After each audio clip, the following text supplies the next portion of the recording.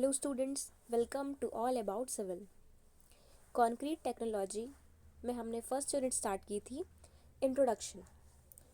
Last lecture में हमने concrete के बारे में पढ़ा कि कंक्रीट किन किन चीज़ों से मिलकर बनता है, यानी कि कंक्रीट की सिंपल डेफिनेशन पढ़ी है। फिर अभी हम प्रॉपर्टीज़ पढ़ रहे हैं। तो प्रॉपर्टीज़ ऑफ कंक्रीट, दो प्रॉपर्टीज़ हम पढ़ चुके थे। प्रॉपर्टीज़ कंप्लीट करके हम इसको हिंदी में भी फिर देख लेंगे। तो प्रॉपर्टीज ऑफ कंक्रीट में हमने सबसे पहली प्रॉपर्टी पढ़ी थी स्ट्रेंथ। स्ट्रेंथ बेसिकली 4 टाइप की स्ट्रेंथ किसी भी मटेरियल के अंदर होती है। तो वो आती है compressive strength, tensile strength, flexural strength और शीयर स्ट्रेंथ। 4 फॉर्म्स में हम स्ट्रेंथ को देख सकते हैं। कंप्रेसिव, संपीड़न वाली स्ट्रेंथ, तो जब भी कंक्रीट पर फोर्स लगती है जो कि उसको दबाते हैं, ऐसी फोर्स जो उसको कंप्रेस कर रही है, संपीड़न कर रही है, तो उन जो इस टाइम पर स्ट्रेंथ डेवलप हो रही है उस स्ट्रेंथ को हम बोलते हैं कंप्रेसिव स्ट्रेंथ।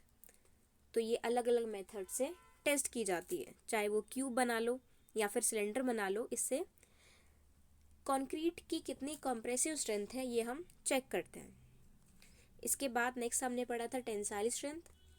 तो जब भी हम कंक्रीट को खींचते हैं, जैसे कंक्रीट का एक क्यूब है, हमने दोनों साइड से उस पर बाहर की तरफ फोर्स लगाई, राइट साइड में बाहर की तरफ और लेफ्ट साइड में बाहर की तरफ, तो हमने कंक्रीट पर टेंसाइल फोर्स लगाई है। तो अब इस कंडीशन में जब कंक्रीट पर टेंसाइल स्ट्रेसेस डेवलप हो रहे हैं, तो कंक्रीट के अंदर कितनी स्ट्रेंथ है, इसको हम बोलते हैं tensile strength. Next flexural. Bending जब होती है किसी भी बीम की, बेंडिंग, एग्जाम्पल बेंडिंग का, जब हम कपड़े डालते हैं कपड़े वाले रस्सी पे तो वो बेंड हो जाती है। नॉर्मल वो स्ट्रेट होती है, लेकिन जैसे ही लोड डलता है उस पर कपड़ों का तो वो बेंड होने लगती है। तो ये बेंडिंग होती है। तो इस टाइम पे जितने भी स्ट्रेसेस डेवलप होते हैं इसके अंदर और जितनी स्ट्रेंथ आती है उसको हम बोलते हैं flexural strength. Flexural strength ordinary concrete में डिपेंड करती है टेंसाइल स्ट्रेंथ पर, यानी कि जितनी भी टेंसाइल स्ट्रेंथ होगी उतनी ही फ्लेक्सुरल स्ट्रेंथ डेवलप होती है। ये अनरेनफोर्स्ड कंक्रीट बीम में हम मेजर करते हैं।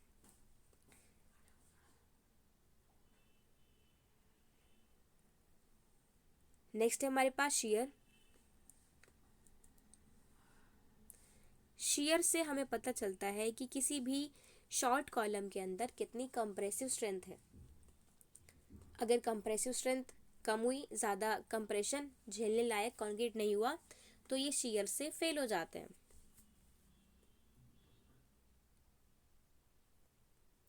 तो 4 टाइप की हमने स्ट्रेंथ पढ़ ली है, tensile strength, compressive strength, flexural strength और शियर स्ट्रेंथ। उसके बाद age and the strength of concrete. तो age and strength of concrete में हमने पढ़ा था, जैसे जैसे कंक्रीट टाइम के साथ रहता है, यानी कि टाइम बीतने लगता है, तो कंक्रीट की स्ट्रेंथ बढ़ने लगती है। 28 दिन में 70 से लेकर 75% स्ट्रेंथ आ जाती है। जितनी भी टोटल स्ट्रेंथ आनी होती है उसमें से 70 से 75% आ जाती है स्ट्रेंथ शुरुआत के 28 दिनों में। 28 दिन के बाद जब 1 साल होने को आता है, 1 साल बाद ये स्ट्रेंथ बढ़कर हो जाती है 90 से 95%। अब ये सब टेस्ट करने के लिए कि कितनी स्ट्रेंथ है, हमें कंक्रीट पर टेस्ट परफॉर्म कराना पड़ता है। तो ये टेस्ट हम 28 दिनों के अंदर ही कर लेते हैं, और जैसे जैसे एज बढ़ती है वैसे वैसे स्ट्रेंथ बढ़ती है। नेक्स्ट प्रॉपर्टी है हमारे पास properties of concrete, durability. Durability आपने सुना होगा, कोई भी मटेरियल ड्यूरेबल है मतलब वो टिकाऊ है, वो काफ़ी समय तक चल सकता है, उसको हम काफ़ी लंबे समय तक यूज़ कर सकते हैं। ड्यूरेबिलिटी का मतलब ये होता है। अब कंक्रीट की ड्यूरेबिलिटी क्या होगी? कंक्रीट की ड्यूरेबिलिटी होगी ऐसी प्रॉपर्टी जिससे कि कंक्रीट कितने भी मौसम के चेंज, इंटरनल एजेंट के चेंज झेल सके और कंक्रीट फेल ना हो। तो अगर कंक्रीट हमारा इस तरीके का है कि उस पर इन चीज़ों का असर नहीं हो रहा है, वो टूट नहीं रहा है, ब्रेक नहीं हो रहा है, क्रैक्स नहीं आ रहे हैं, तो अगर इस तरीके का कंक्रीट है तो हम बोलते हैं कि कंक्रीट ड्यूरेबल है, टिकाऊ है। अब इसमें क्या क्या चीज़ें आ सकती हैं, जैसे एनवायरनमेंट आ जाएगा, एक्सटर्नल एजेंट। अब एनवायरनमेंट है, जैसे हम प्लेन एरियाज़ में हैं तो हमारे एरिया में गर्मी भी होती है, ठंड भी होती है, और साथ में बारिश भी होती है, तूफान भी आते हैं। तो हर तरीके का मौसम हम यहाँ पर फेस करते हैं। तो बिल्डिंग हर तरीके का मौसम फेस कर रही है, तो कंक्रीट को उस कंडीशन में ड्यूरेबल होना चाहिए। अब कुछ ऐसी बिल्डिंग्स हैं जो कि समुद्री एरिया के पास हैं। सपोज हमने किसी ब्रिज की बात की, तो समुद्र के एकदम किनारे पर कोई बिल्डिंग है, तो वहाँ पर या फिर समुद्र के बीच में कोई ब्रिज है थोड़े से एरिया को कवर करते हुए, तो यहाँ पर जो कंस्ट्रक्शन होगी वो नॉर्मल कंस्ट्रक्शन नहीं होगी, क्योंकि एक तो पानी रहेगा और साथ में खारा पानी, तो हमें इसकी डिज़ाइनिंग बहुत अलग तरीके से करनी पड़ती है। तो वहाँ पर ड्यूरेबिलिटी की जो कंडीशंस हैं वो अलग हैं। अब ये तो हुए एक्सटर्नल एजेंट्स, यानी कि एनवायरनमेंट, ये सब चीज़ें। और कुछ आते हैं इंटरनल एजेंट। इंटरनल एजेंट कौन से होते हैं, जैसे हमने कंक्रीट बनाया, तो कंक्रीट बनाते समय हमसे पानी ज़्यादा हो गया, पानी ज़्यादा डल गया, तो अब इसका असर कंक्रीट पर हमें दिखेगा। और अगर सीमेंट कोई और ग्रेड का लेना था लेकिन हमने कोई और ग्रेड का सीमेंट ले लिया है, तो दिक्कत है। यानी कि कुछ भी ऐसा हुआ है जिसमें कंक्रीट में हमें जितनी चीज़ें डालनी थी वो प्रॉपरली मिक्स नहीं हो पाई है, कुछ उनका रेशो, उनकी अमाउंट चेंज हो गई। तो इस टाइप की जो डिफेक्ट्स हैं वो इंटरनल एजेंट्स होते हैं। तो इन सब से क्या होता है, कंक्रीट में दिक्कत आ जाती है। अब इन सब से कंक्रीट के अंदर दिक्कत आई तो उसकी ड्यूरेबिलिटी में असर पड़ जाएगा, यानी कि जो उसका लाइफ टाइम है, लाइफ स्पैन है, वो चेंज हो जाएगा, कम हो जाएगा। तो ड्यूरेबिलिटी मतलब कि वो कितने कंडीशंस झेल सकता है बिना ब्रेक हुए। नेक्स्ट प्रॉपर्टीज ऑफ कंक्रीट है workability. How strong a concrete mix is can be determined quite highly bye it's degree of compaction.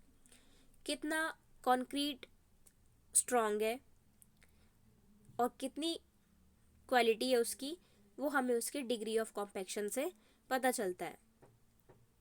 अब ये बहुत ज़्यादा इम्पॉर्टेंट है, जो भी मिक्स हमने बनाया है उसकी कंसिस्टेंसी चेक करना, यानी कि वो मिक्स उसी ग्रेड का है जिसका हमने डिज़ाइन किया है या फिर किसी और ग्रेड का बन गया है, तो हम चेक करते हैं इसको।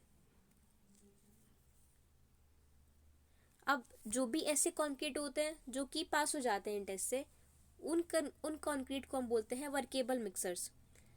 वर्केबल यानी कि अब हम उनको काम में ले सकते हैं, और जो इस टेस्ट को पास नहीं करते हैं वो वर्केबल नहीं होते हैं। वर्केबिलिटी बेसिकली होता है कि हम कितनी आसानी से उसको यूज़ कर सकते हैं। अगर कंक्रीट ऐसा है कि हमने मिक्स किया और वो फटाफट से जमना स्टार्ट हो गया, अब कंक्रीट जमने लगेगा, अब हमारा काम मुश्किल हो गया, हमें फटाफट जाके उसको ट्रांसपोर्ट भी करना है और उसको सेट भी कराना है। और अगर बीच में कंक्रीट सेट हो जाता है तो हमारे लिए ये नुकसान की बात है, क्योंकि जहाँ बिल्डिंग में हमें यूज़ करना है वहाँ यूज़ नहीं हो पाएगा, और साथ में जितना जम गया वो वेस्ट हो जाएगा। तो वर्केबिलिटी हम चेक करते हैं। वर्केबिलिटी यानी कि कितनी आसानी से हम चीज़ों को यूज़ कर रहे हैं, कितनी आसानी से हम इन सबको यूज़ कर सकते हैं, ये वर्केबिलिटी होता है। अब क्या क्या फैक्टर्स हैं जो वर्केबिलिटी को पर असर डालते हैं, ये है मिक्स प्रोपोर्शंस, यानी कि कौन सी चीज़ कितने अमाउंट में मिक्स करनी है, जैसे सीमेंट की कितनी क्वांटिटी लेनी है, कितने बैग लेना है सीमेंट का, वाटर कितने लीटर्स लेना है, तो ये सब चीज़ें मिक्स प्रोपोर्शंस के अंदर आती हैं। इसके बाद size and shape of aggregates. अब एग्रीगेट्स ऐसा नहीं कि हम किसी भी साइज़ के एग्रीगेट्स डाल देते हैं, एग्रीगेट का भी पर्टिकुलर एक साइज़ हमारे पास होता है। फाइन एग्रीगेट डालना है, कोर्स एग्रीगेट डालना है, तो ये सब इनका शेप और साइज़ डिसाइड होता है। इसके बाद grading and surface texture of aggregates. अब इनकी ग्रेडिंग होती है अलग अलग कि कौन सा साइज़ कैसा है, तो ग्रेडिंग के अनुसार, और सरफेस टेक्सचर मतलब प्लेन है कि राउंड है, ये कैसे हैं। तो इसके बेसिस पर सरफेस टेक्सचर हम देखते हैं और डिसाइड करते हैं कि वर्केबिलिटी इनकी है कि नहीं है। फिर वाटर कंटेंट पर भी डिपेंड करता है। वाटर कंटेंट अगर कम रह गया तो अच्छे से मिक्स नहीं हो पाएगा, और अगर वाटर ज़्यादा हो गया तो कंक्रीट के अंदर दो दिक्कतें आती हैं, सेग्रीगेशन और ब्लीडिंग, वो भी हम डिस्कस करेंगे। इसके बाद यूज़ ऑफ एडमिक्सचर्स। एडमिक्सचर्स क्या होते हैं, जैसे हमने आपको बताया था कि जब भी हम साइट पर प्रिपेयर कर रहे हैं, सब चीज़ों को हमने मिक्स कर दिया, हमें स्लैब डालना है, ये कॉलम बनाना है, तो हम क्या करेंगे, मिक्सचर बना रहे हैं, तो उस मिक्सचर में वो फटाफट सेट होने लग गया है, जबकि हमें इतना जल्दी सेट नहीं होने देना है। अभी तो हमें उसको ट्रांसपोर्ट भी करना है। ऐसा तो नहीं है बिल्कुल जहाँ पर हम कंस्ट्रक्शन करते हैं बिल्कुल उसके ऊपर ही शुरू कर देते हैं बनाना, हम थोड़ी सी दूर जगह बनाते हैं, ग्राउंड में बना रहे हैं, और हमें सपोज ट्रांसफ़र करना है उसको 7th फ्लोर या 8th फ्लोर, तो वो उतने में ही अगर सेट हो रहा है तो हमारे लिए ये बहुत दिक्कत की बात है, क्योंकि वहाँ पर एक तो मटेरियल वेस्ट होगा, और ऊपर से जहाँ जिस चीज़ के लिए हमने मटेरियल को प्रिपेयर करा है वहाँ पर भी वो नहीं पहुँच पाएगा। तो ऐसी कंडीशन जहाँ पर बहुत जल्दी सेट हो रहा है या फिर सेट होने में बहुत टाइम ले रहा है, हम ऐसे देख रहे हैं कि बिल्कुल बारिश आने वाली है और बहुत ज़्यादा बारिश या फिर तूफान, और हमें फटाफट से सेट कराना है कंक्रीट को, तो ऐसी कंडीशन जब हमें टाइम, अगर बारिश आ रही है हमें फटाफट सेट कराना है तो भी हम एडमिक्सचर डाल सकते हैं। और अगर ऐसी कंडीशन है जहाँ पर जल्दी सेट हो रहा है और हमें थोड़ा सा टाइम बढ़ाना है सेट करने के लिए, यानी कि अगर 30 मिनट में सेट हो रहा है तो हम क्या कर रहे हैं, उस 30 मिनट को हमने 50 मिनट कर दिया। तो जो भी चीज़ें ऐसा करती हैं, ऐसा करने में मदद करती हैं, अगर हमको टाइम कम चाहिए तो वो कम करा देती हैं, और हमको टाइम बढ़ाना है तो वो टाइम बढ़ा देते हैं। तो ऐसी चीज़ों को हम बोलते हैं एडमिक्सचर्स। एडमिक्सचर्स के बारे में प्रॉपर एक चैप्टर है, तब हम डिटेल में पढ़ेंगे। फिलहाल आपको आइडिया हो गया है कि एडमिक्सचर्स क्या होता है। तो एडमिक्सचर्स का भी वर्केबिलिटी पर काफ़ी असर पड़ता है।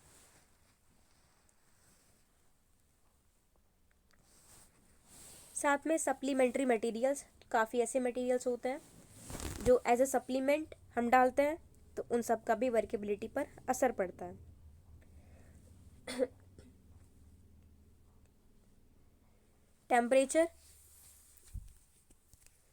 टेम्परेचर का बहुत असर पड़ता है। जैसे अगर कहीं एक कंस्ट्रक्शन हो रही है लद्दाख में और एक कंस्ट्रक्शन हो रही है राजस्थान में, तो वो दोनों कंस्ट्रक्शन सेम नहीं होंगी, वो दोनों कंस्ट्रक्शन अलग अलग होंगी, क्योंकि टेम्परेचर कंडीशंस बहुत ही अलग हैं दोनों जगह की। एक जगह पर फटाफट सेट हो रहा है और एक जगह पर सेट होने में बहुत ही टाइम लग रहा है। तो टेम्परेचर का बहुत ज़्यादा असर पड़ता है कंक्रीट पर, तो इससे वर्केबिलिटी पर असर पड़ रहा है। फिर उसके बाद टाइम। अब टाइम भी बहुत ज़्यादा डिपेंड करता है वर्केबिलिटी पर, यानी कि कितना टाइम लग रहा है सेट होने में, टाइम कम लग रहा है या ज़्यादा लग रहा है, तो ये सब चीज़ें भी वर्केबिलिटी पर असर डाल रही हैं। वर्केबिलिटी अगर हम आसान भाषा में समझें तो आसान भाषा में वर्केबिलिटी को हम डिफाइन करेंगे कि काम कितनी आसानी से हम कर पा रहे हैं कंक्रीट के साथ, तो इसको हम बोलते हैं workability. The ability to use concrete, the ease of doing work is called ability. ठीक है, तो क्या क्या चीज़ों पर डिपेंड कर रही है, मिक्स प्रपोर्शन, साइज में, साथ में साइज और शेप एग्रीगेट का कैसा है, फिर ग्रेडिंग और सरफेस टेक्सचर कैसा है, वाटर कंटेंट कैसा है, एडमिक्सचर्स कैसे हैं, और सप्लीमेंट मटेरियल्स कैसे हैं, टेम्परेचर और टाइम। तो ये सब चीज़ें वर्केबिलिटी पर असर डालती हैं, वर्केबिलिटी को प्रभावित कर रही हैं। To determine the workability as a property of concrete, a slump test will often be carried out. तो वर्केबिलिटी को टेस्ट करने के लिए हम क्या करते हैं, हम स्लम्प टेस्ट कराते हैं। स्लम्प टेस्ट, इससे हमें पता चलता है कि जो भी कंक्रीट हमने बनाया है वो वर्केबल है या नहीं है। किसी भी, अगर आप अच्छी कंस्ट्रक्शन साइट में जा रहे हैं तो वहाँ पर आपको स्लम्प टेस्ट का जो मोल्ड है वो आपको दिख जाएगा। उसमें हम कंक्रीट भर देते हैं और देखते हैं कि उसमें मिक्सचर कैसे फ्लो हो रहा है। अगर फास्ट फ्लो हो रहा है या फिर स्लो फ्लो हो रहा है, तो उसमें हम एक मार्क बना के रखते हैं। उससे हमें वैल्यू पता चलती रहती है कि कंक्रीट हमारा वर्केबल है कि नहीं। यानी कि अगर हम कॉलम बनाएंगे तो उसके लिए अलग चाहिए, फुटिंग के लिए स्लम्प वैल्यू अलग चाहिए। तो ऐसे हर एक कंस्ट्रक्शन के लिए हमें स्लम्प वैल्यू अलग अलग चाहिए होती है। तो यहाँ से हम स्लम्प टेस्ट से पता लगा लेते हैं कि वर्केबिलिटी कंक्रीट की कैसी है। This measures the ease at which a mixture flows and can indicate when a batch has been improperly mixed। अब वर्केबिलिटी और स्लम्प टेस्ट से हमें पता चल जाता है कि कितने ईजिली मिक्सचर फ्लो कर पा रहा है। जो भी हमने मिक्सचर बनाया है, सीमेंट, सैंड, एग्रीगेट, वाटर, इन सबको मिलाकर वो ईजिली फ्लो कर पा रहा है कि नहीं। अगर ईजिली फ्लो नहीं कर रहा होगा तो हमें जितना भी मटेरियल सपोज कॉलम के अंदर डालना है तो फ्लो नहीं कर पा रहा है, तो जमना स्टार्ट हो जाएगा, बिल्कुल नीचे तक मटेरियल नहीं पहुंच पाएगा। तो हमारे लिए ये नुकसान की बात है। तो इस टेस्ट से हमें पता चल जाता है कि कौन से मिक्सचर में प्रॉपरली मिक्स नहीं हुआ है। तो वर्केबिलिटी आप रीड कर लो।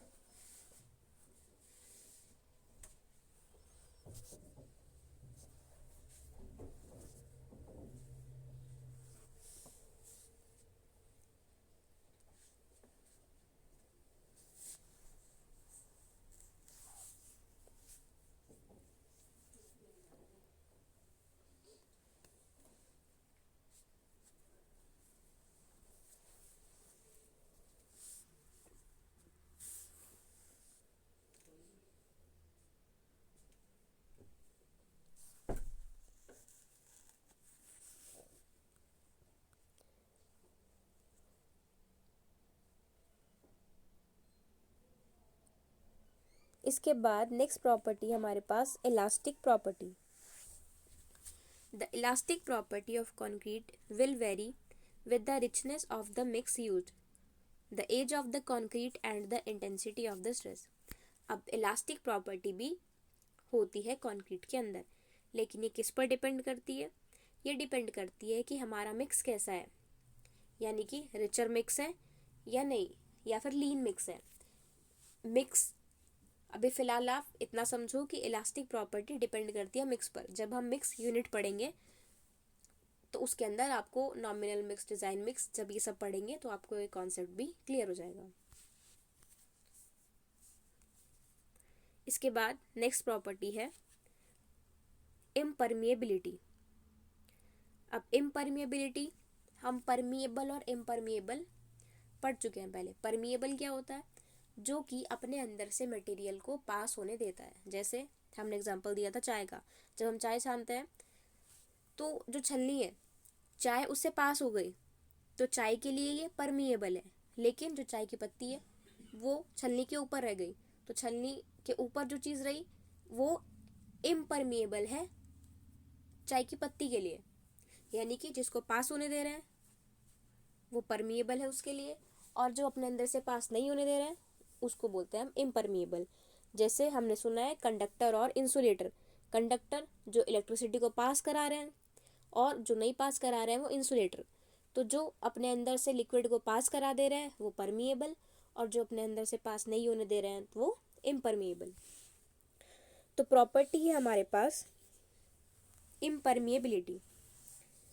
Ensuring that a concrete mix is impermeable is vital, as permeable concrete can be left open to penetration from materials that will affect its durability। इस बात का मतलब ये है कि कंक्रीट मिक्स को इम्परमिएबल ही होना चाहिए। सोचो आप, अगर आपने एक स्लैब बनाया है और वो परमिएबल है, परमिएबल रहा तो क्या होगा? बारिश हुई तो पूरी बारिश नीचे आ जाएगी, नीचे वाले फ्लोर में, फिर उससे नीचे वाले फ्लोर में। तो हमारा छत बनाने का फ़ायदा क्या होगा? कवर तो हो नहीं पा रहा है।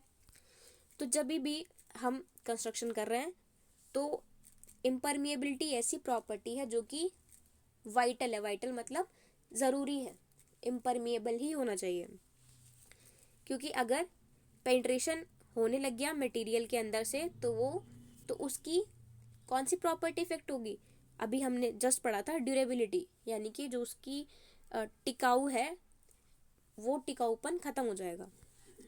क्योंकि पास हो रहा है पानी उसके अंदर से, तो पानी जहाँ जहाँ जाएगा वहाँ से कंक्रीट खराब होता रहेगा बाद में। This becomes especially important for the property in reinforced concrete, as water, frost, and air can all result in the corrosion of the steel reinforcing fibers mixed into the material.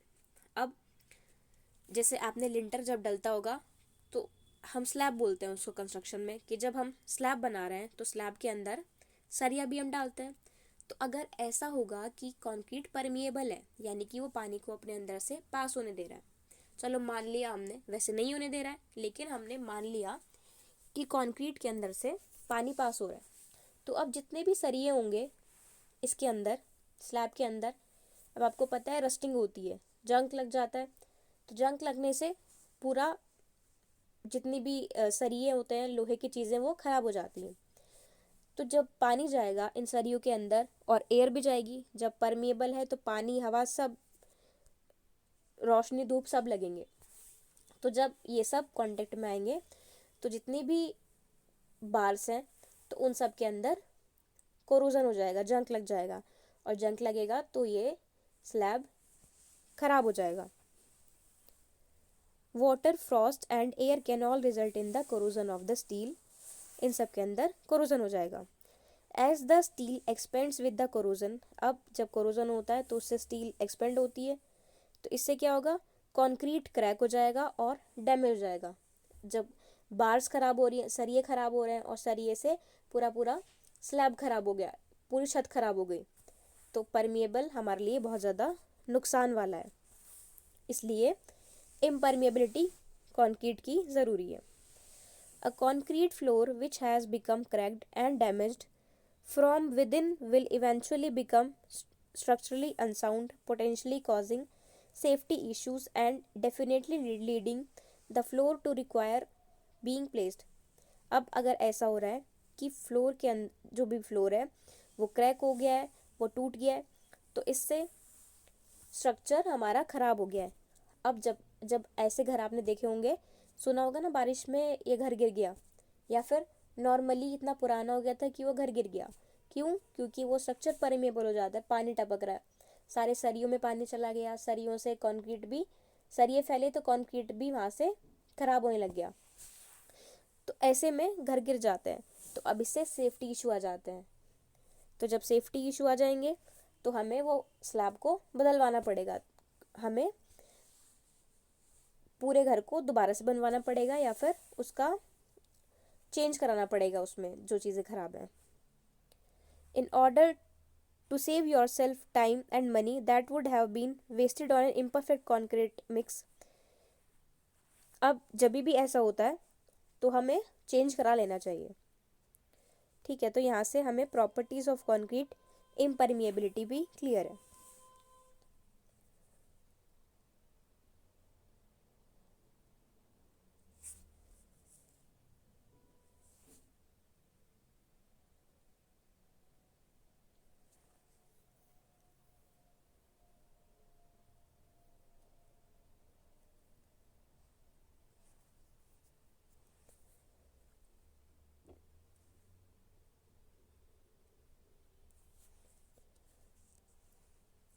इसके बाद हमारी property है segregation, bleeding और fatigue. 3 property हमारी रह गई हैं। इसके बाद हम इसको हिंदी में भी देख लेंगे। देखो, बेसिक जो टर्म है वो आपको इंग्लिश में ही पढ़ना है, तो पूरा हिंदी में हम नहीं कर सकते हैं। फिर भी मैं आपको दिखा देती हूँ, हिंदी वाला जो भी कंटेंट है वो मैं आपको प्रोवाइड कर देती हूँ, लेकिन जैसे आपके क्वेश्चंस आएंगे तो क्वेश्चन इंग्लिश में भी होगा और हिंदी में भी होगा। बेसिक टर्म आपको इंग्लिश में ही पढ़ना पड़ेगा, उसकी एक्सप्लेनेशन हम हिंदी में कर दे रहे हैं और कंटेंट भी आपको हिंदी में मिल जा रहा है। तो थोड़ा थोड़ा जो भी वर्ड्स हैं, अब जैसे इम्परमेबिलिटी है तो आप इम्परमेबिलिटी को इंग्लिश में समझ के इसकी एक्सप्लेनेशन हिंदी में समझ लो। अब हमारी हिंदी भाषा है, हम हिंदी में कंफर्टेबल हैं, लेकिन जब हम पढ़ रहे हैं तो हमें जो चीज़ें ज़रूरी हैं उन्हें सीखना भी पड़ेगा, तो पूरा कंटेंट हिंदी में प्रोवाइड नहीं हो सकता। जो चीज़ें इंग्लिश में गिवन है मैं उनको दे रही हूँ हिंदी में भी, लेकिन आप ट्राई करो कि जो भी बेसिक टर्म है उनको आप समझ पाओ, क्योंकि ये आपके लिए अच्छी बात है। आप समझ पाओगे तो आप ज़्यादा बेटर परफॉर्म करोगे। हिंदी में और आसान है, मैं सीधा बोलती रहूँगी, आप जब समझाना इंपॉर्टेंट है ना, मेन चीज़, अगर मैं समझाऊंगी तो आप समझ पाओगे, वो चीज़ों को रिलेट करोगे। लेकिन अगर हिंदी पढ़ेंगे बिल्कुल, तो हम एक ही सब्जेक्ट में हमें लिमिटेड नॉलेज मिलती है। आप इंग्लिश में ही पढ़ो, हिंदी में ही पढ़ो, इंग्लिश में पढ़ के आप एक्सप्लेनेशन हिंदी में ही याद रखोगे। ऐसा तो है नहीं ना कि हम बस घर में भी इंग्लिश में ही बात कर रहे हैं सबसे। हम नॉर्मल चीज़ें हिंदी में ही करते हैं क्योंकि वो हमारी अपनी भाषा है, उसमें हम कंफर्टेबल हैं। लेकिन मेन चीज़ है, अब जब हमें जॉब चाहिए तो हमें बेसिक टर्म्स इंग्लिश वाली आनी चाहिए।